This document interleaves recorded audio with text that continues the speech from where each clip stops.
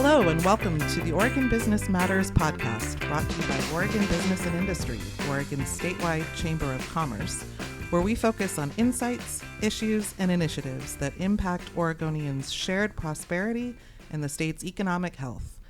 I'm Angela Wilhelms, President and CEO of OBI, and your host today. Today, I'll be talking to two of the highest-ranking Democrats in the Oregon Legislature.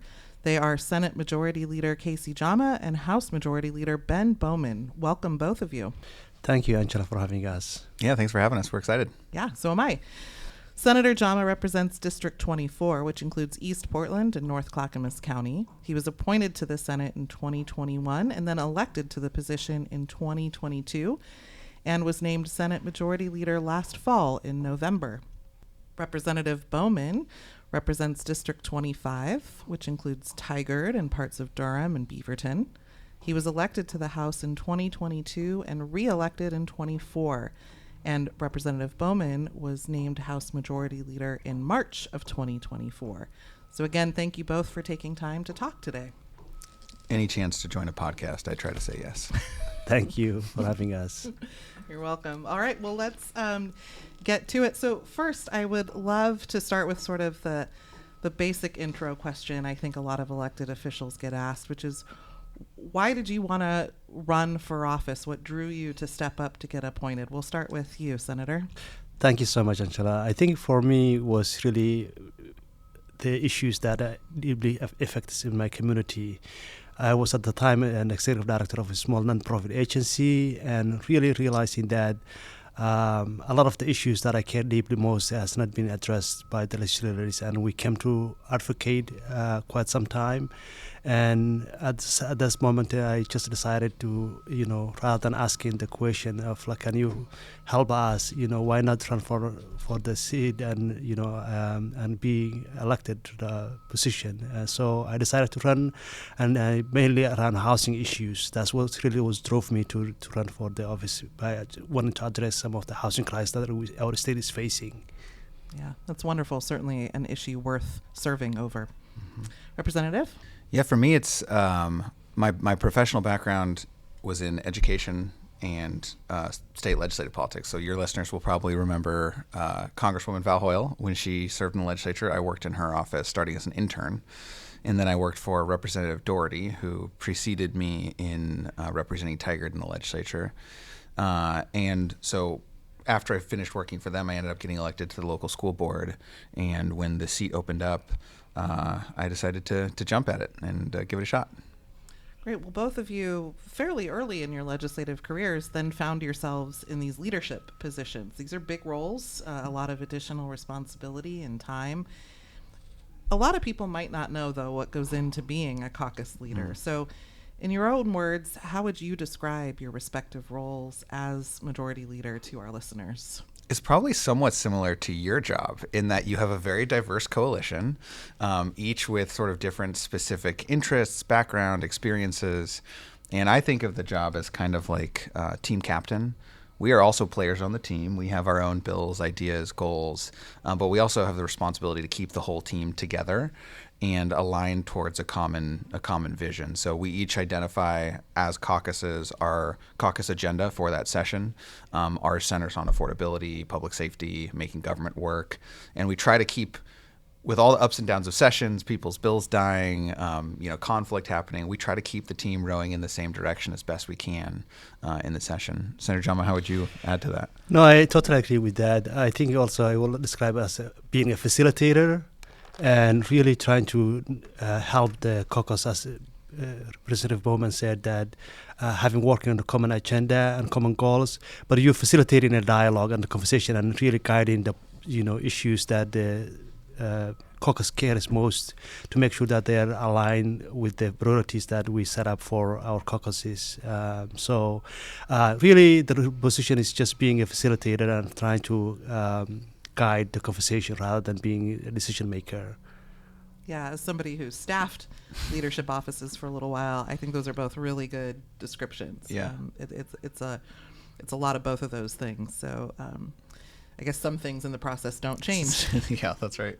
So what, as you stepped into either your legislative role generally or specifically your majority leader role, What has surprised you the most, and what have you enjoyed the most? Sort of a two-part question. I think for me, what surprised me most is that it's how collaborative things are within our own caucus, but also within the other folks on the other side of the aisle. Really, the collaboration is real, and so working together, that's really what most surprised me, how much collaboration there is. What was the other part of the question? And what have you enjoyed the most? I think one of what I enjoy most is that I'm relationship oriented. So really having people sit down one-on-one and talking to them about the issues that they care most, and just also trying to guide, understanding that you're guiding Oregonians for a better place in terms of the policy decisions that we're making collectively together.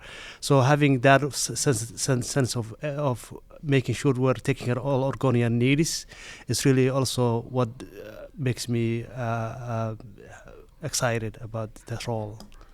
Yeah, that's great. I would totally agree with both of those. I think what has surprised me most, I was actually talking to Congresswoman Hoyle a few days ago and told her I had a newfound appreciation for her service in the role that I didn't even see when I worked for her, which is how big of a volume of what we do is not about policy. It's about interpersonal dynamics. It's about people navigating tragedy in their own lives. It's about members who are dealing with professional challenges. Like, people sometimes forget that the legislators in Salem are real people who are navigating their own crises and dynamics just like everybody else. And a lot of that falls to our offices to help and support them through. So that has been surprising. And I think my answer on the thing I enjoy most is also the relationships. This is a very relationship-heavy job, both among legislators, but also among folks who work in the building, lobbyists, staff members, media. You're sort of the center point of a lot of relationships for the caucus. So I feel very fortunate I get to play that role too.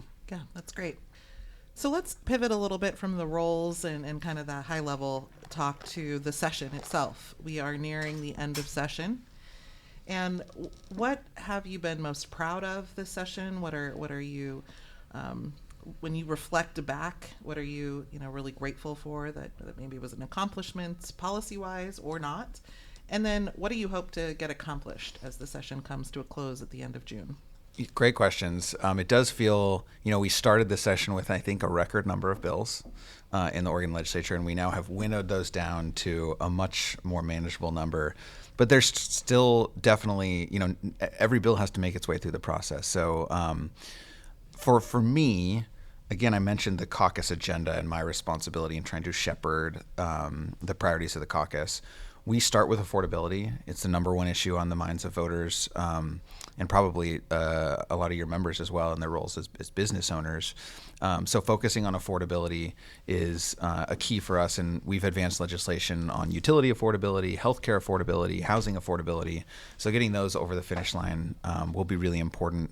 In terms of things that are already done that I'm really proud of, we passed a piece of legislation to help finance our Medicaid program in this state. Oregon does an incredibly good job of administering Medicaid. We have one of the highest health insurance coverage rates in the entire country, and it's because we leverage our resources so effectively. We passed that piece of legislation on a bipartisan basis off of both houses of the legislature, and it was a big win for Oregonians. Great. Thank you. I think I echo that sentiment also as well. I think, this session started with the challenges around, and unknown factors around what's happening with the chaos that's happening in the federal government. So there's a lot of unknowns in terms of how to proceed. But we also had an agenda, and to make sure that our agenda goes forward. And those include affordability, whether it's housing, whether it's healthcare. I do agree, Representative Bowman, that one of the most proudest things that we have done is that passing HB 2010, which provides 1.4 million Oregonians providing healthcare for. So that's really, for me, that's where the rubber hits the road. Those kind of examples. We also did quite significant work around housing issues, and as former chair of the housing housing crisis real issues, and we need to make sure that we have more production in the housing arena. And we recently passed the Senate floor Senate Bill 974, which increases housing production and removes red tapes around local jurisdictions. So I think for me, those are some accomplishments. Of course, we also did the baseball bill 110, which was close to aisle bipartisan issue, and it was really excited to see that bill move to the House side of it. And now it's Representative Bowman's problem. We are happy to have it. Is it a problem or an opportunity? It's opportunity. I think you're right. You're right. It's opportunity. What's left to finish? I think for me the biggest thing is to finish this two things. One is we'll make sure that we balance the budget. Mm-hmm. We're required by law, by constitution, to have balanced budget. So that's one thing that we need to do. The second thing is that we need to make sure that we pass transportation infrastructure bill that we're hoping to finish this session to take that issue. So I think that's for me. If we take those two issues out of this session, that will be a really successful session. I will imagine. Yeah, both of you in that talked about affordability. I think we all know, just anecdotally, and from what you hear from constituents, from what I hear from members, cost of living, the cost of operating a business, cost in general has really become a top of mind issue for Oregonians. And you mentioned a couple things that you're working on in that space. But what else can the legislature do to help address rising costs and the affordability issue, not just for individuals and families, but also for businesses? It's a really good question. I don't know, have you been reading or listening to Ezra Klein talking about abundance at all? I have. So I'm drawn to that analysis. Like the law of supply and demand says when you have more supply, the cost goes down. So when Ezra Klein talks about it, he talks about the supply of housing. The amount of supply we have is what drives the cost. I think you can also draw parallels to healthcare. We have a significant physician shortage in this state. You could say the same thing for energy. When you have more clean energy, the cost of clean energy goes down. So I do think we are in a place in Oregon where we need to focus on making more of the things that we need. And I think that ultimately is key to driving costs down. And we have several proposals that will advance work on that. By no means will solve these problems. These are decades-long problems that have been created, and we need to be really intentional about addressing them. And I should shout out the governor for her leadership on housing. I will also say, I try to avoid being unnecessarily partisan, but the federal government's role in affordability right now is hard to ignore. The tariffs that I know are impacting your businesses that you represent are also driving up costs for working families. And so that's something that is outside of our control, but absolutely impacts the work that we do in the legislature and will likely decrease the amount of revenue that we collect as businesses are seeing a reduction in their volume of business. So that's a little bit of how I'm thinking about it and what is concerning me that I don't think is within our control. I think that's really important question in terms of the issues of you raised around affordability and in both community members, Oregonians, as well as our business community. So I do agree with you, Representative Bowman, that when we really address housing issues, when we have affordable housing, when we have workforce housing development, that benefits the employers and will allow them, the Oregonians, to be more successful both in business side and also having housing arena as well. In terms of the healthcare, similar scenario, it plays out. Transportation infrastructure that I mentioned earlier is a big economic factor. If we pass the transportation package this session, will allow our business to be successful, and it will be will drive the economy more. But I do agree also that it's very difficult to avoid and not talk about the tariffs that the administration has put in forward, which is impacting Oregon businesses as well. Yeah, no, thank you for that. Since you touched on partisan stuff, I'm gonna ask a question, but it's a pretty light touch on the partisan situation that happens in the legislature. and it's not really about policy. Democrats have been in the majority in both chambers for some time now, and I think most would agree that it's certainly probably better to be in the majority than the minority. Certainly my preference. Yeah, sure. But I'm sure that leading in the majority comes with its own set of challenges alongside the opportunity that comes with majority stake of the legislature. So I don't think that's something people give a lot of attention to. So I'd love to hear from our two majority leaders, what do you think those challenges are that you face that people might not realize? It's a good question. I mean, ultimately, you have the responsibility to govern. And I think we, on both sides of the legislature, in the Senate and the House, I think we, especially this session, are trying to do that in a collaborative way. You're not seeing very many party line votes. I think we're well over 90% of the votes taken so far this session have been bipartisan, which I think speaks to the type of, most of the legislation that we pass in this state are not controversial topics. They're not things that are divisive. This is a very different dynamic than people see at the federal level. I think that surprises a lot of people. They are surprised by the volume of bills we're passing compared to the federal government, where they're passing like a dozen bills or something in a legislative session, and that so much of what we do is bipartisan. There are certainly some issues that are not, but in general, that's a small minority of what we do. But in terms of being, in the majority leader position and having the, House Majority Office, I think it's just the responsibility of landing the plane. Again, you want help and support from your colleagues on the other side, and I've been grateful so far to the partnership that we've seen. But ultimately, it's on us to, as Senator Jama said, balance the budget, to pass legislation that's going to make people's lives better. And if that doesn't happen, that's on us. It's a shared responsibility, but we are elected to the majority. So I think that's kind of how I think about it. I think that's really important question also as well, and I will take a different route. I think for me, some of the challenges that we're facing, first of all, that we have over 3,000 bills being introduced this session, and that comes with policy bills that also has a physical impact on the state, and there's a lot of great ideas. So how do you decide what to move forward and what to fund and what to not to fund?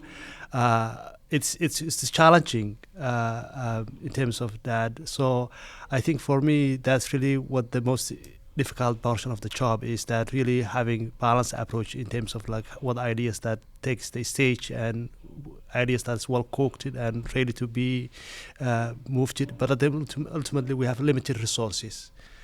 So that balancing act is really, really difficult one to deal with it. Yeah, that's probably an understatement that it's difficult to deal with. It is very challenging. Yeah. I want to switch gears again, and as we come to a close, but I want to get this in because you both talked about why you ran for office and what drew you to serve. What's a piece of advice you would give to somebody out there listening to this who's considering running for office themselves? What would you want to share with them as they go through that thought process? It's a great question. I think for me, this work, as Representative Bowman said, that it's all about relationships. So there's one advice that I will give somebody is that be mindful how you work with people, and just really know that relationships can be built for a long time and it can be destroyed in a matter of minutes. So be mindful how you approach people. I think that's really my advice. Like continue to try to build relationships with people and being relationship oriented. That's the best advice. And also be mindful about your family. I think family has really difficulty dealing with us as legislators, and we go away from home for many weeks and hours and days, and so knowing that balance, having a balance between family needs and also legislative work is important. And also last thing I'm going to say is about also staff matters, and the Albro staff matters, and people who work in this building matters, and lobbyists matters. So how do you make sure that you include and create an inclusive process? That really is the most important way that you can be successful as a leader. That's all really, really good advice. I would double underscore the relationships comment, because I do think another thing that would surprise people is there are Republican legislators who pass a lot more bills than some Democratic legislators, and vice versa. And a lot of that has to do with relationships and the ability to disagree with someone on one issue, but know that you're going to need them on the next one. So I think that's really important. In terms of running itself, I would say if you are interested, for example, in running for the legislature, having some exposure to the legislature before you do that is really helpful. So you can understand how this process works. You can sort of set your expectations on what you'll be able to get done in a term, because I think it is more challenging than some people expect when they get here to pass laws and to win budget investments. So if you want to run for the council, show up to some city council meetings first. But I think my main piece of advice would be you should do it. You should run. We need people to step up and run for office, especially right now when trust in government at all levels, state, federal, local, is lower than it's been in a long time. That's not a healthy thing for a democracy. And the best way to change that trend is for people to raise their hands and to step up and serve in government. Yeah, thank you for saying that.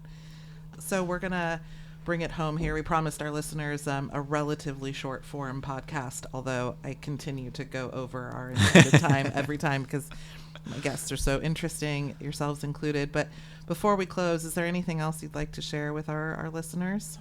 I think one thing that I will share with that, Oregon, it's a great place to live and make a family. So I'm really grateful to be part of this community. Yeah, I think I would just say, to the extent that your listeners are business owners, thank you for what you do for Oregon. We really appreciate it in the legislature. I know it's not an easy job to be a business owner, but it makes our state great, and we appreciate everything that they're doing. Yeah, great. Well, thank you both. We appreciate your willingness to serve and your willingness to serve in this extra capacity as a caucus leader. It is a often thankless job, so thank you for doing that. And that is all the time we have today. So once again, Senator Jama, Representative Bowman, thank you for joining us today. And thank you to our listeners for tuning in. The Oregon Business Matters podcast is a production of Oregon Business and Industry, your statewide chamber of commerce.